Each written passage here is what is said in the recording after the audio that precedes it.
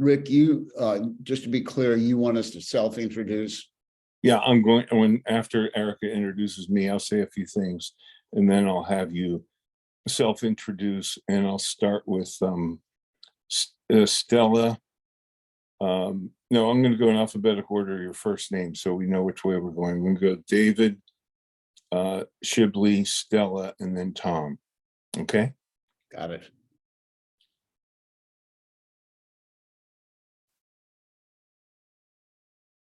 David, you might tilt your screen down just a little bit. You're cutting off your chin, and we have more headroom. Really? I see my whole. No, I mean to say Rick Davis. Oh. Yeah. Okay. Here. No.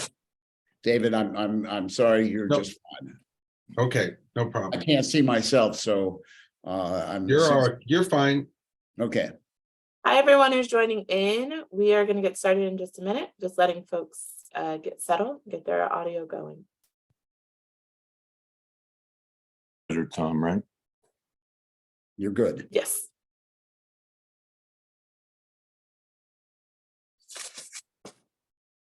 Rick, I don't think your makeup person is done a very good job, but what the hell? I don't have that little ring with the lighting.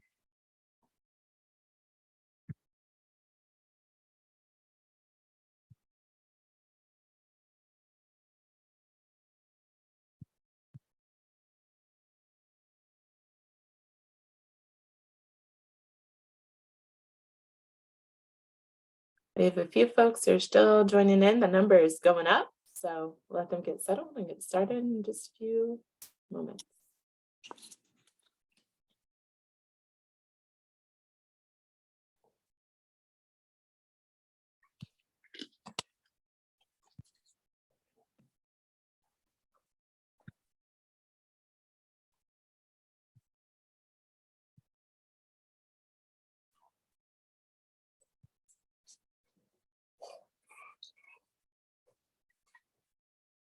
All right, let's go ahead and get started so that we can get this discussion going. Good evening and welcome to the final Democracy event of 2022. As you may know, the Democracy series aims to provide resources and information on things to know about the midterm election this November. Tonight, we are discussing what happened during the midterm and how it affects us moving forward. My name is Erica Lane, and I serve as the manager of alumni volunteer programs at the Alumni Association. We have an esteemed group of faculty here approaching the topic of the midterm election from different angles. And if you have questions during the discussion, please feel free to share them in the chat box at the bottom of your screen, as we will have a Q&A segment toward the end of the program.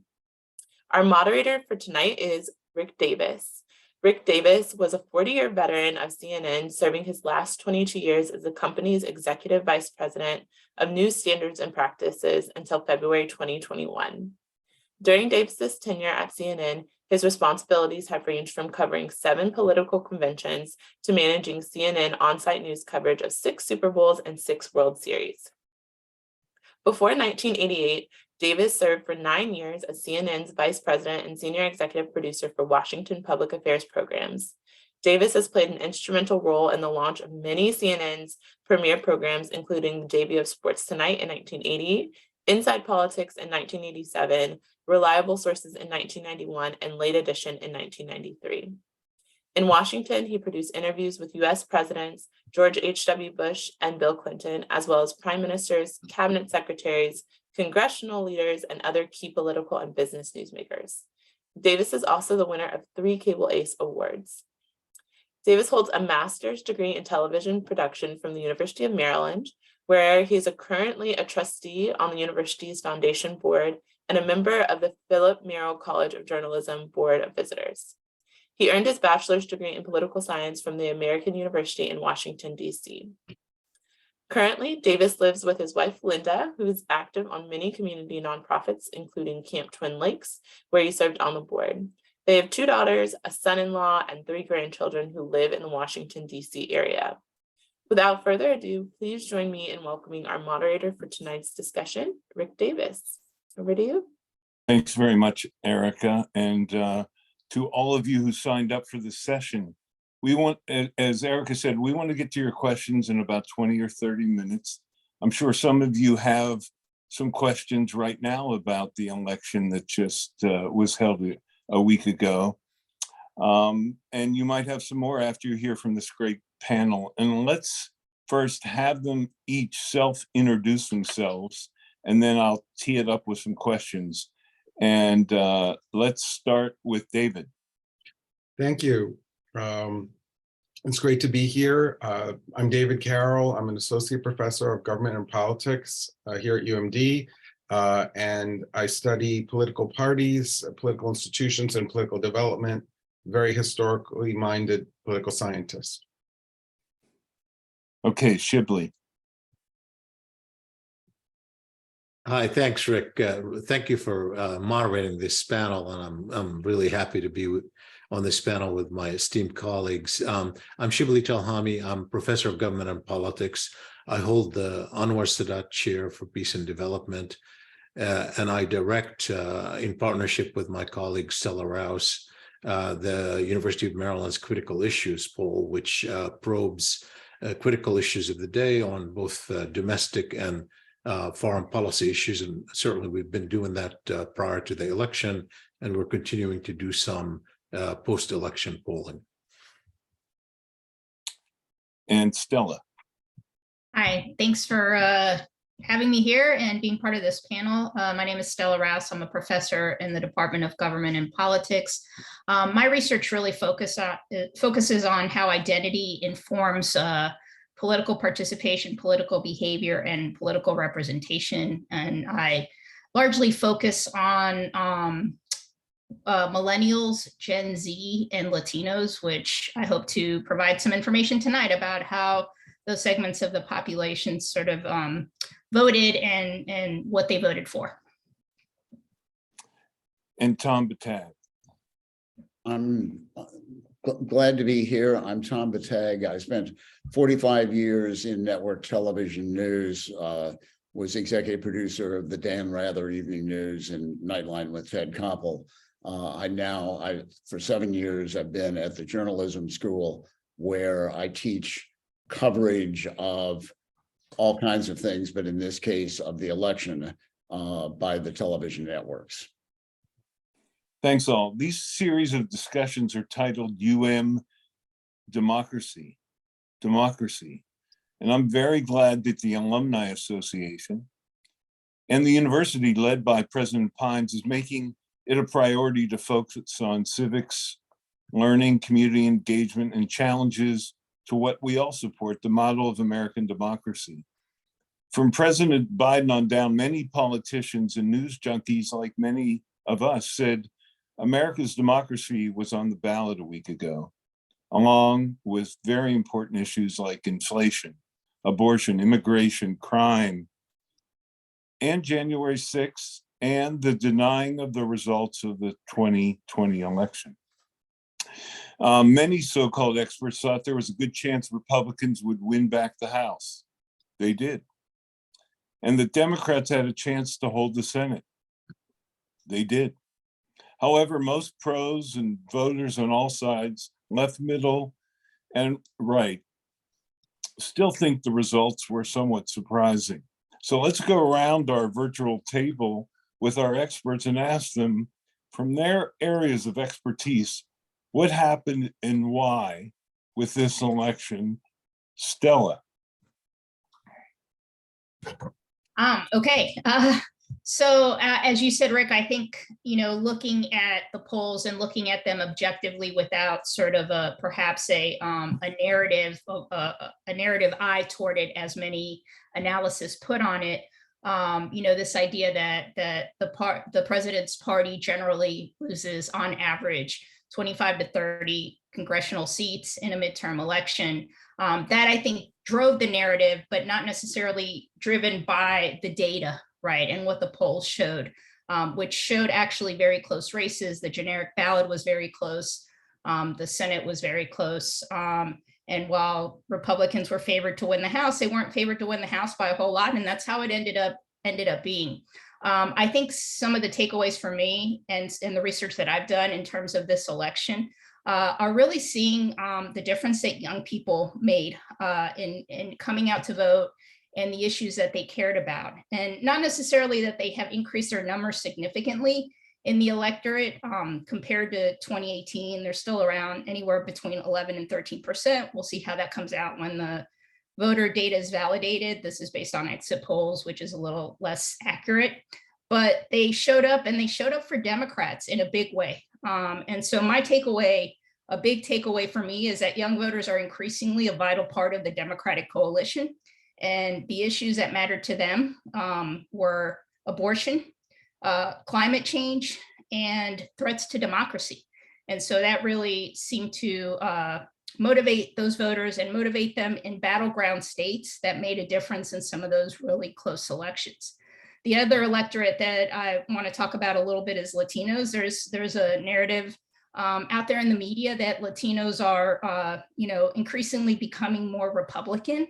And really what the exit poll data shows on that is that outside of Florida, Florida is a pretty unique case, and I can talk more about that as we go along or in the Q&A. But outside of Florida, Latinos voted for Democrats by a 2-to-1 margin. And again, they are an electorate that made a difference in some of these really close gubernatorial and senatorial elections. David, give us some of the unconventional wisdom that we had a chance to talk about yesterday about some of the voting patterns that were out there that some of our viewers here may not have heard from some of the news sources and opinion leaders that they follow. I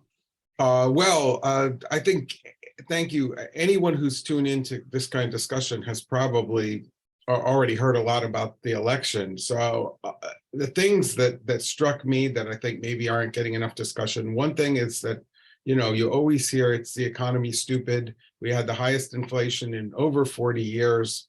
And Stella mentioned what the average result is for the president's party. A year before the election, if you'd said there's going to be this much inflation, the president's approval rating is going to be this, how many seats are they going to lose? People would have thought it would be a much higher number. Now, going against that is fact, Democrats didn't have big majorities to start with.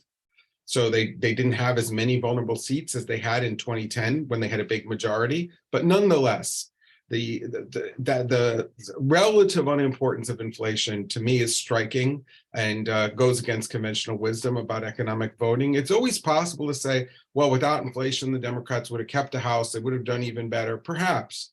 But one would have expected a bigger effect. Another thing that one might have expected that didn't happen, we don't have the final numbers, but the Republicans seem to have won the popular vote in the House races. And there's been a lot of discussion for recent years that both because of gerrymandering, but also just because of the distribution of voters, the House elections are skewed in favor of Republicans. In 2012, Democrats won the popular vote for the House. They didn't get a majority. So if Republicans win the popular vote for the House, shouldn't they then win a big majority, which didn't happen? And so one of the things I think that's happened is the old conventional wisdom that the Democratic vote is distributed inefficiently is less and less true. The Republican vote is increasingly concentrated in very rural areas that they were winning anyway.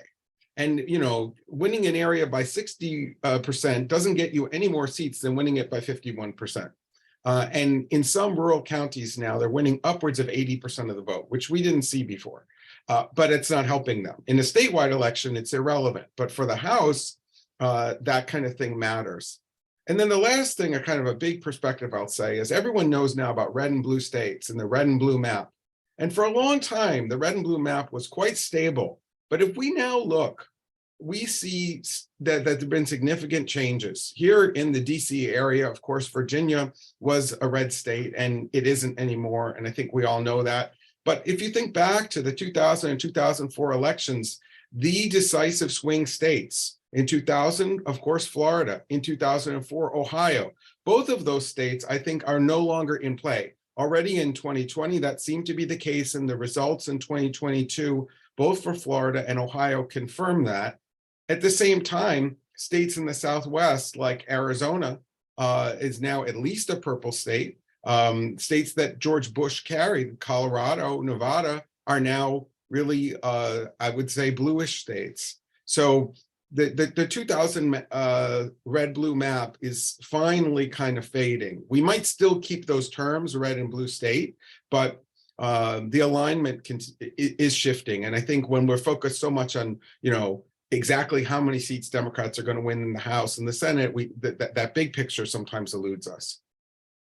And Shibley, regarding other issues, particularly the ones that you are closely following over the years and decades you've been following politics in this country, what struck you about this particular off-year election that was maybe unique versus the ones that preceded it?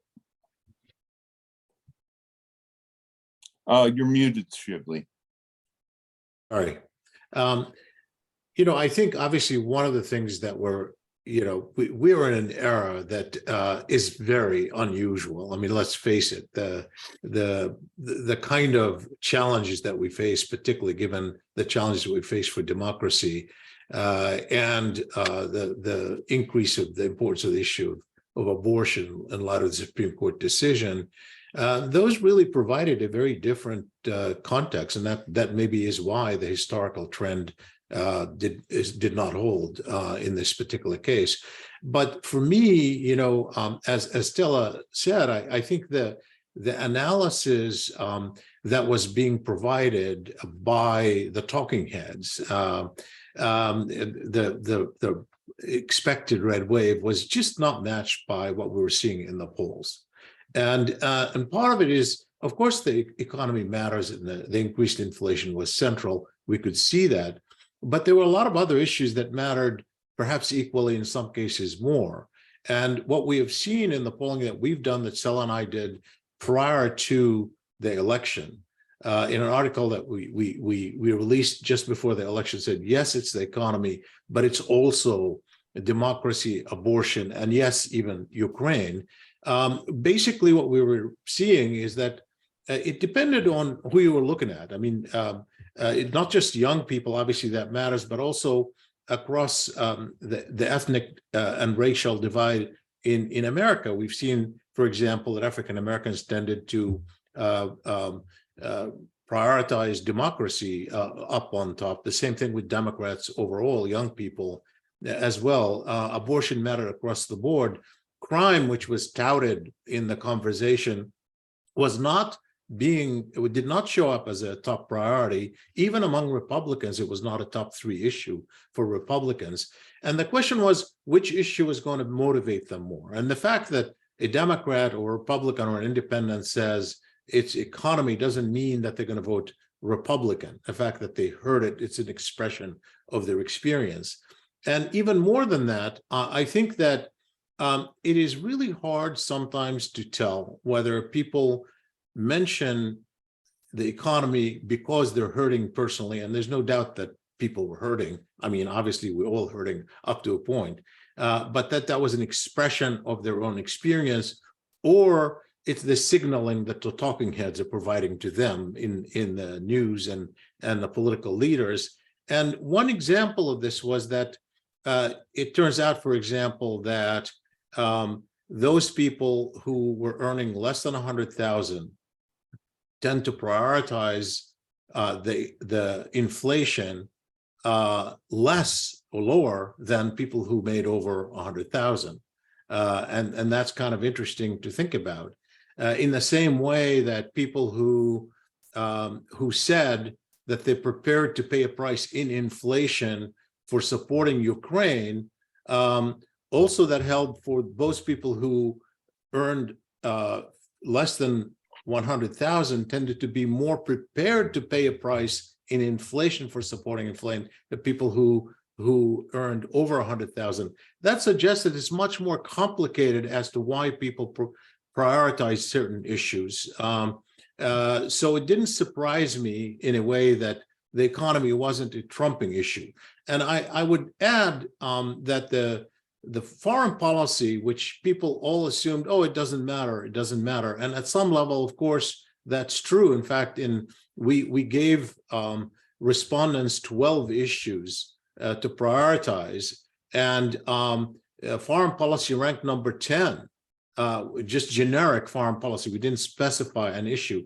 And yet on Ukraine, consistently, we've held 4 polls dating back to March of last year after the Russian invasion of Ukraine, and followed up since then, including the last one being in October, about whether or not people are prepared to pay a price for supporting Ukraine in higher energy costs and rising inflation.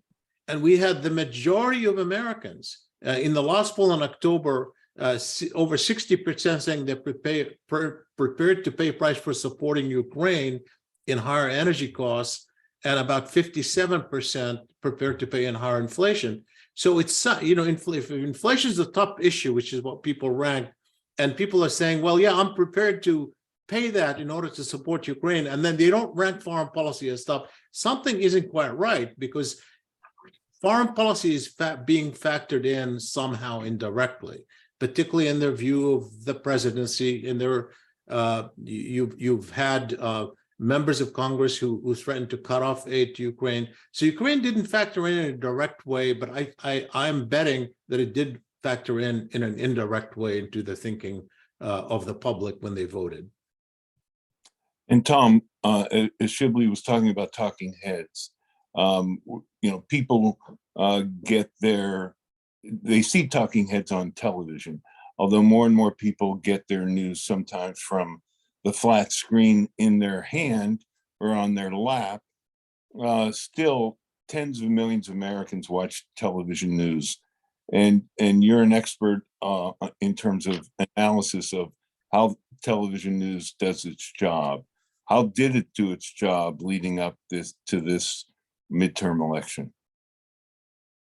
Well, I don't know if anybody is an expert on this, but you have to look at the evening news broadcasts get underrated, that they reach 2 or 3 times as many people at the dinner hour as CNN, MSNBC, and Fox reach in prime time. And clearly the broadcast networks, ABC, CBS, NBC, did a remarkably good job of not taking the bait on guiding people to look for the red wave, or they held extremely steady, and CNN in its new management was remarkably good at playing it down the middle, pretty much sticking with the 538 sort of numbers. And as 538 started to say the Republicans have a better chance of getting the Senate, may have gone that way. Norm Ornstein had an interesting thought that the press, the mainstream press, is so afraid of being called liberal that they were hesitant to say, the Democrats might hold their own better than you think, that they're little hesitant to go down that line. There were some real mistakes that I think that typical of daily news coverage, there was turning to the shiny new thing. And I think they missed the boat on abortion because abortion happened early, and then they lost sight of it. And so they got caught up in Herschel Walker's accusations, which in fact didn't change things. They got caught up in Fetterman's needing to use a transcription, and that became a very big thing, when in fact, in the end, those didn't make a great deal of difference, and we didn't report that very well, and maybe we made it sound like, boy, is this going to shift it? And I think the message that came out of this that everybody has to learn is people voted their tribes and went right back to where they were, and say, when we reported on Fetterman, made it sound like he was doing badly. We ignored the fact that there are more Democrats in Pennsylvania than there are Republicans, but that's the shiny news thing problem that television has. And but all in all, did a good job. I want to remind those who are watching that you can put your questions into the chat, and we'll get to those for our panel in about 5 or 10 minutes. I wanted to ask briefly before we get to some of the really news developments in the last 48 hours. One thing about everybody looked at the president's approval rating at around 43%. So maybe Stella, Shibley, David, if you want to weigh in, was that accurate in addressing how maybe independents and Democrats felt about him in the same way the conservatives and Republicans did? In other words, was there something that there was a dissatisfaction, but that didn't mean that they were going to vote against him and his party? And I'll just leave it out there for any of you who want to weigh in. Yeah, Rick, I think you said it very well.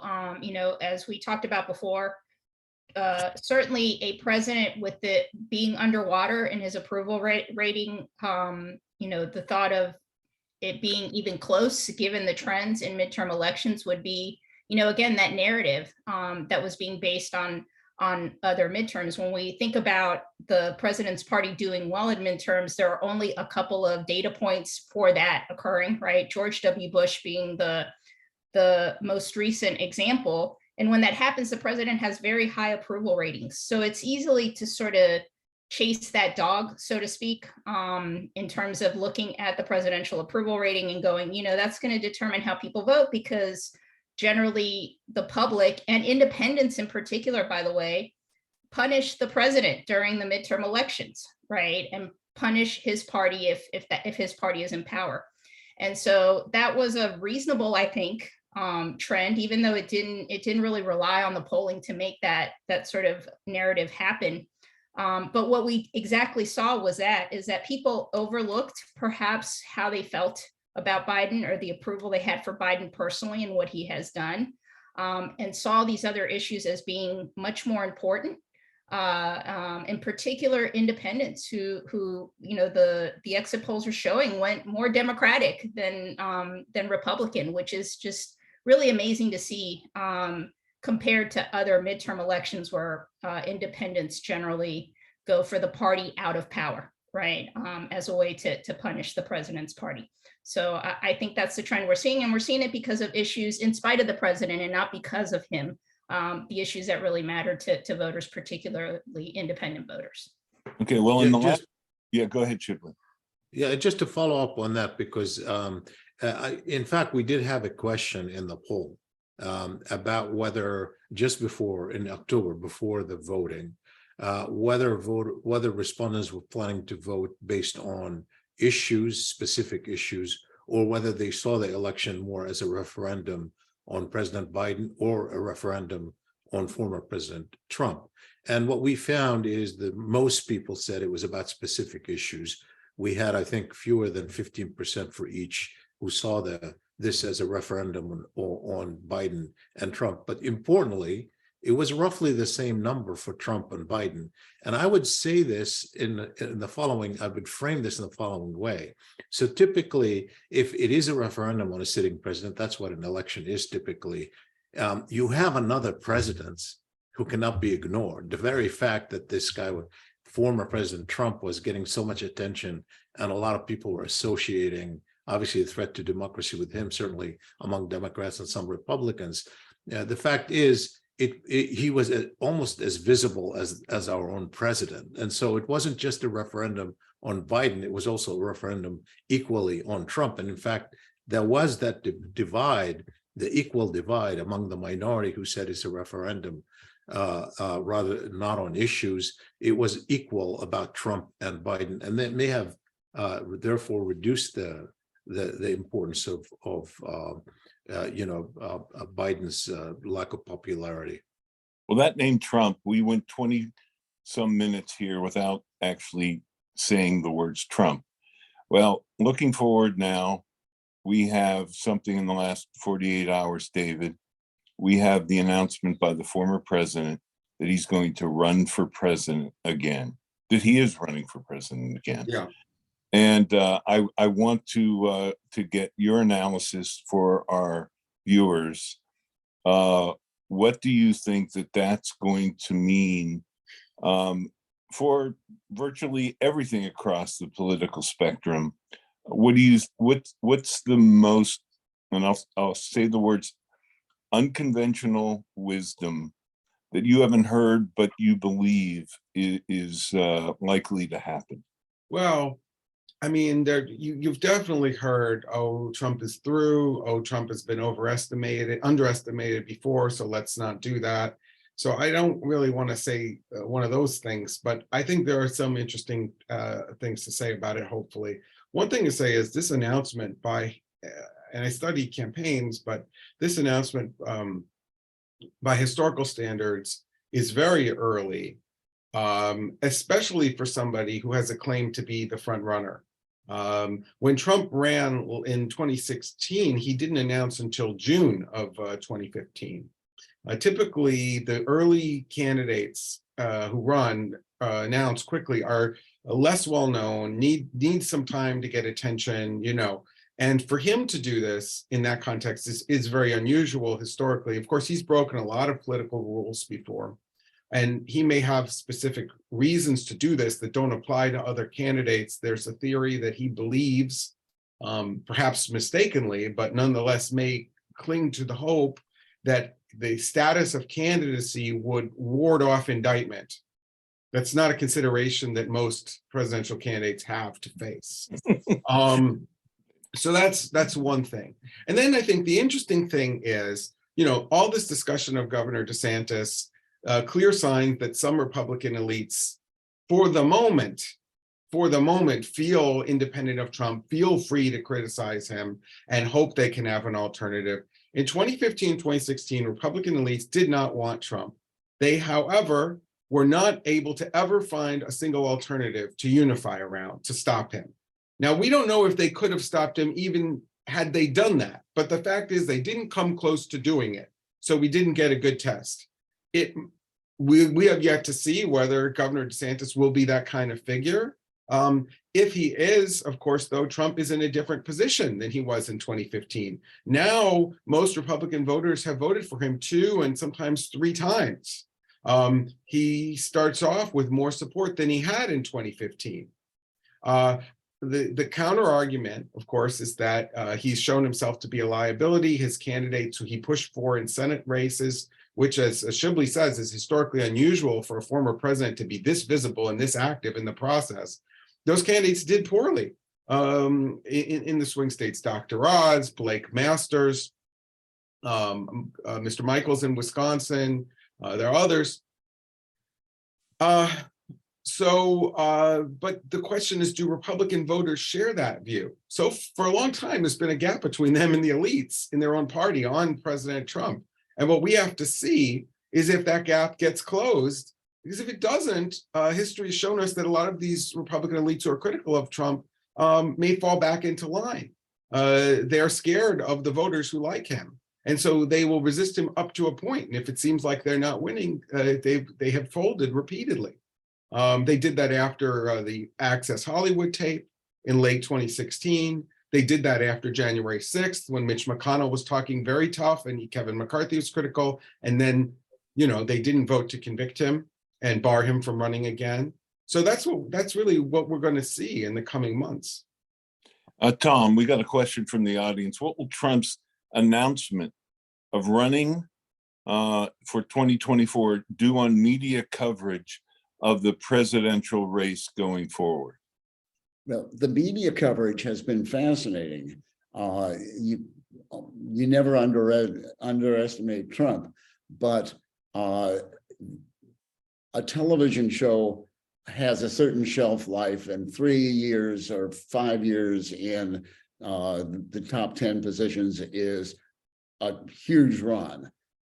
Trump's shelf life may have run out. I mean, clearly when he made the announcement, no major network, ABC, CBS, NBC covered it. CNN covered it. up for about 20 minutes and then cut away. Fox even cut away. MSNBC made a strange decision. They didn't even cover it. When the next morning, it was not the lead of the New York Times or the Washington Post. It was down, it's like story number 4 on that. And when the evening newses came out, they started off by saying he announced amid great controversy. So at the beginning, the way he was able to just grab the headlines and run with it and get everybody excited in 2015 is clearly not happening now. And there is a kind of a warning out within the press. Don't fall for it again. No hesitancy to call him a liar. And at the same time, you're seeing people say, don't repeat his falsehoods and say that they're false, because people hear the coverage one way or another. So they just let the falsehoods go by without comment, and don't fact check quite as much as you'd expect them to. We got another question. Did you find that early and absentee voting favored Democrats overall? And do you see Republicans ending or at least reducing their denigration of non-election day voting, which seems to have cost them several major races? Shibley. I obviously haven't looked at everything. I just watched the returns closely, and I think the trends seem to hold. Yes, that early voting favored Democrats more, but the oddity of it is that in some cases early voting was counted earlier. So we actually had the Democrats leading earlier in the day than we typically had, and that gave a different kind of impression in some states. So it varied a lot. But I think that as you know, the former president continued to discourage mail-in voting and focus on same-day voting. In fact, when he announced he was going to run, he made that a big issue, that he was going to essentially say, we need to know the same day, and he was going to change the rules of the election. So I didn't really see a major difference in patterns other than the kind of the staging of the counting of the votes. But David or Stella, to the second part of the question, do you sense that the Republicans, apart from Trump and maybe his followers, they're going to change their tune about sending out signals to their followers about getting involved with mail-in or absentee voting? Either one of you. I think they'll have to, right? I think the horse has left the stable, so to speak, on this. A lot of states, both Republican and Democratic states, have expanded the ease of voting in many ways, mail-in voting, early voting, and things like that. So there's no putting the horse back in the stable, to stick with the same analogy. And so this this sort of narrative about the fact that these types of concessions on voting that are not same day related are lead to voter fraud and things like that have not really played well, right, with the electorate, and I think are certainly hurting Republicans, because they are suppressing to some extent the Republican vote. So moving forward, I think they're going to have to think about adjusting that. You can't make an argument, or a reasonable argument, about having all the elections counted right away really quickly, and having a system in place that prevents voter fraud, right? If you have voting that extends beyond one day, it's going to take time to count those votes. First of all, it's going to take time for those votes to come in. Many states allow past the day of election for those votes to come in, as long as they're postmarked by that day. So as the election has extended beyond election night, as the media likes to talk about it, and maybe Tom can talk a little bit about this, because that seems to be the narrative, even still among the networks, right? That we're having election night in America, and it really is election season, not election night anymore. So we're dealing with putting forward something that is pretty antiquated now in terms of matching to the way that the U.S. electorate votes. And so it's really important for the media to actually sell that as a fact. We need to be patient if we want to get it right, if we want it to be accurate. If we want to protect against voter fraud, the best thing that we can do is be patient in knowing the results. I know that doesn't play well in the media, right? Because they need eyes, they need eyeballs, they need attention, and having an election season rather than an election day makes it very hard to do that. But I think, just to get back to your question, Republicans are going to have to get on board with, I think, the way that elections have evolved. It's not about same-day voting anymore. Yeah, Tom, respond to that, and then David, I want to talk to you. Bless you, about Congress. Go ahead, Tom. My students quickly got on to something where media actually helped, that again and again, you had the election deniers who were shrill. You'd have Kerry Lake saying everybody knows that this is crooked and holding up their sledgehammer and say we're going to smash those machines. And then they'd cut to a Republican poll worker or to a supervisor who was soft-spoken and serious and say, if you think that we're not trying our very best. And they came across as human beings, and they spent a lot of time, this is how it's going to work. And you're talking to those kind of dedicated poll workers and set up against the election deniers, and then cutting to somebody who was just believed in the system and said, if you don't think it works, come and help us. Had that effect that television can have by meeting somebody who's real normal up against the shrillness.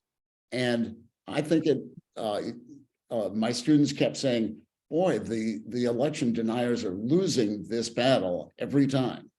Yeah. Well, I wonder, Tom, though, I wonder whether you're referring to, and I saw some of the same coverage, right, on CNN and MSNBC, but I wonder if that was true in the type of media where a lot of Trump supporters go, not just Fox News, but other outlets, whether they in fact did the same thing, whether we're talking about a certain type of media, but not the media overall. Oh, no. Well, I think Fox is a smaller part of it, clearly the Fox right-wing part of it, but that's a minority part of the media. If you take the three networks, MSNBC and CNN, you're reaching more of those people. And I don't know how you reach the people who are true blue Fox people. I mean, that's just, they want to be told they're right. And that's a very good business model. So David, in the last 30 hours, not even 36 or 48, we've had tremendous news from Capitol Hill, challenges to the incoming likely speaker, the Senate Majority Leader, and today the announcement that 20 years of Nancy Pelosi being the leader of House Democrats is over. Give us your take about all that and how it portends for not only the politics of it, but also the issues and what's going to get accomplished in the next couple of years that affect average Americans. Okay, those are important questions because, I mean, we care about elections because they affect public policy, and that's mediated through institutions like the Congress. And so I would say a number of things. It's possible that Nancy Pelosi would have stayed on a little longer if the Democrats had won the majority, but otherwise it's not surprising. And we should just note, for maybe the younger people who are watching, what a historic figure she is. She's clearly the most important woman in American political history. I would put, Eleanor Roosevelt pretty high. I'd put Hillary Clinton pretty high, but she's clearly it. And one of the more consequential speakers of the House. It's not just that she was the first woman speaker. I don't think the Affordable Care Act would have made it without her. I think there are many other bills about which you might be able to say that. So what does it mean going forward? I mean, it's not surprising that at 82 years old, she's decided to finally, pass the torch to another generation in Congress. What does it mean? Well, I think the very narrow majorities that the very narrow House majority that Kevin McCarthy has is going to prove very problematic for him.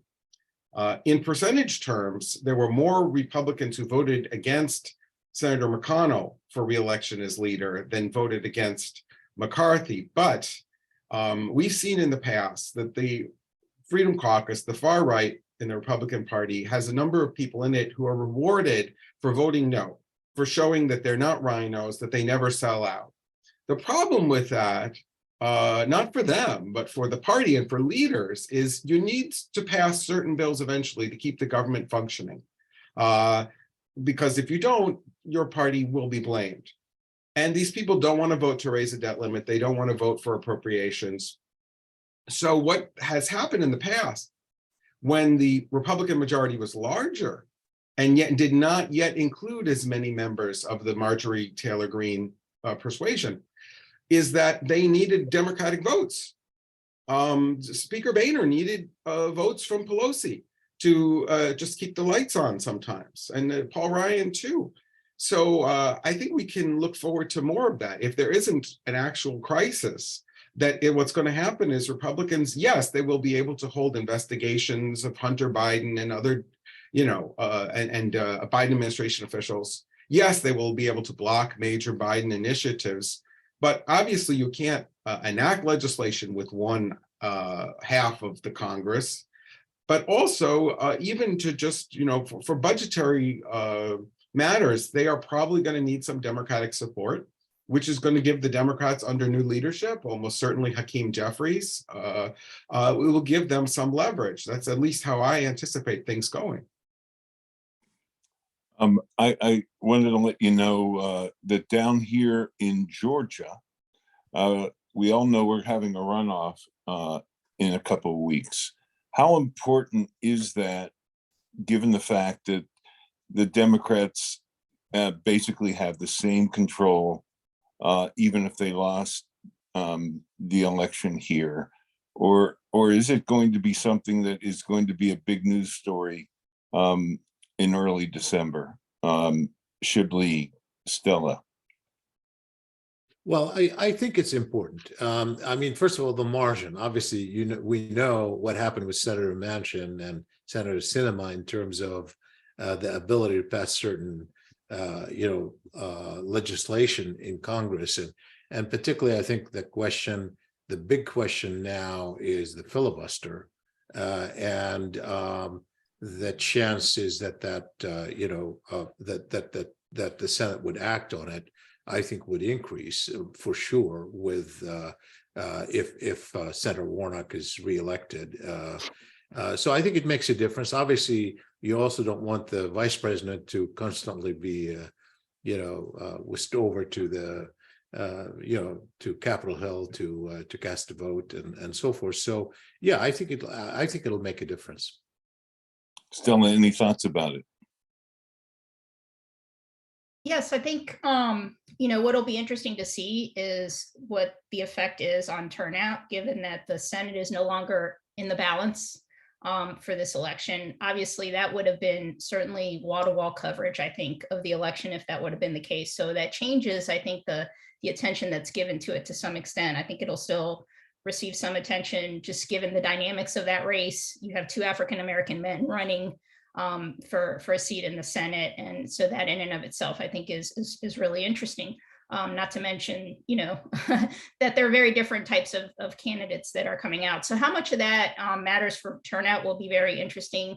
The things that we have heard is that perhaps, we know this for sure, just from the exit polling, that a lot of voters split their ticket, and a lot of, much more ticket splitting going on, ballot splitting than we have seen in the past, where, given the polarization in our country, we've really kind of relied on straight ticket voting by a lot of people who just, revert back to the party that they favor. But in this election, given the quality of candidates or the lack of quality of candidates in some of these races, there was more ticket splitting than there had been. And I think that was the case in Georgia. You see the numbers for Brian Kemp for governor and the difference in his vote, in his percentage margin of winning versus what Herschel Walker, for example, got. And so we know some of those voters either voted for Raphael Warnock or didn't vote for that office when they came out last Tuesday. So what happens in this runoff, right? Do the people who weren't particularly happy about Herschel Walker, but were going to vote for him anyway because they wanted Republicans to, get control of the Senate, do those people even come out at this point for this election? And how do the two campaigns deal with probably a drop off in turnout to try and get their people out to vote to win this runoff election? So that's going to be interesting to watch. And then the other thing is just the dynamic in the Senate, right? As Shibley mentioned, the vice president not needing to come in and sort of cast a tie-breaking vote will be important, but also just in the operation of the Senate in terms of, what issues are debated and having the committee makeup, right? If there's 51 votes for the Democrats, they do not need to share power with Republicans, which is what they needed to do in this previous Congress. They won't need discharge petitions. I know that's getting kind of in the weeds, but when advancing bills, that's what needed to happen because it was a 50-50 split.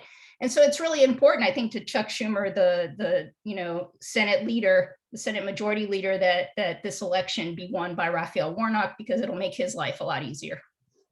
Yeah, I know that something else that others have said is if you have a Democrat who unexpectedly has a heart attack and dies, and he's in a red state where a Republican governor can appoint the senator, this gives him some pad, and that's an important issue for Democrats, I think. We only have time for one more go around.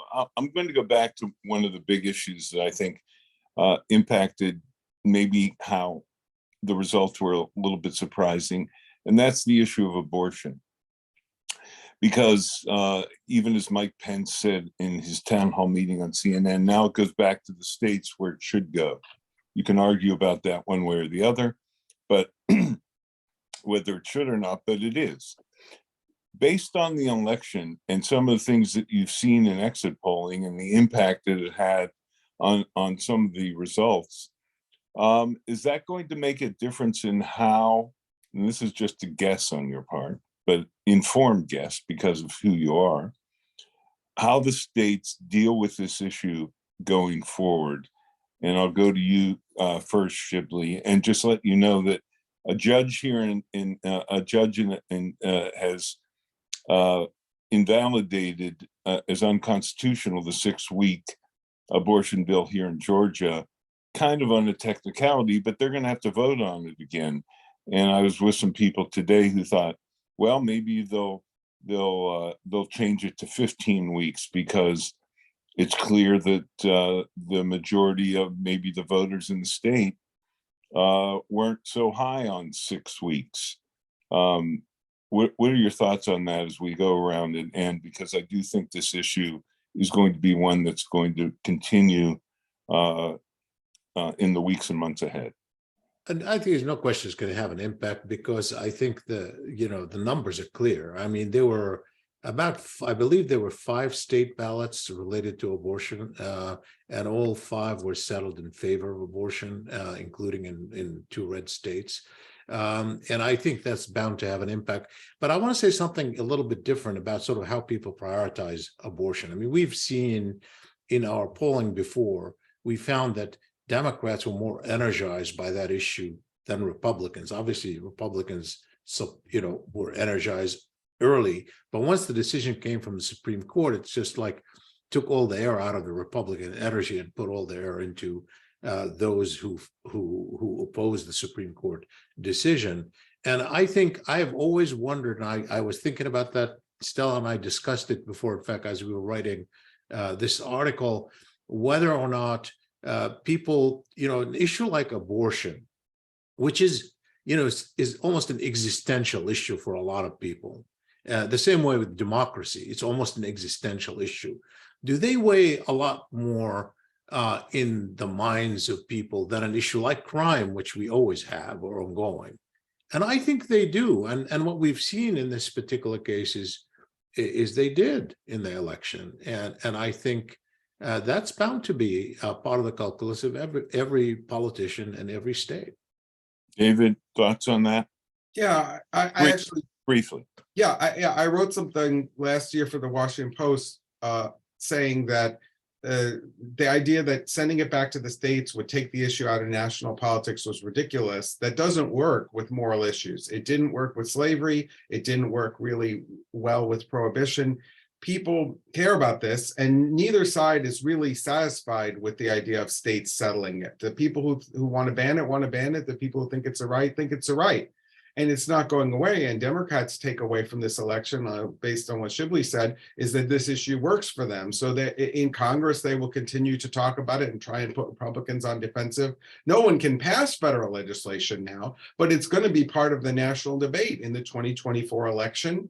The right to life people did not give up when the Supreme Court ruled 7-2 against them.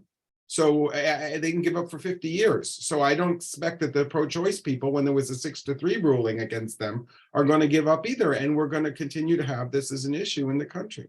And Stella, you focus on younger people and certainly younger women, but also younger men. Talk to us briefly about your view going forward on this issue. Yeah, I think it's a really important issue, along with a few others that I think Republicans are really going to have to do some reflecting on. They are not where young people are on issues of abortion, climate change, student loan debt relief, things like this that really matter to young people. And they're not, on the issue of abortion, frankly, they're not where the general public is, right? We saw these referendums in states, and not just blue states, right? Red states like Montana and Kentucky that rejected measures that would have restricted access to reproductive rights. So people are in these states are saying, look, our representatives are not doing what we want them to do.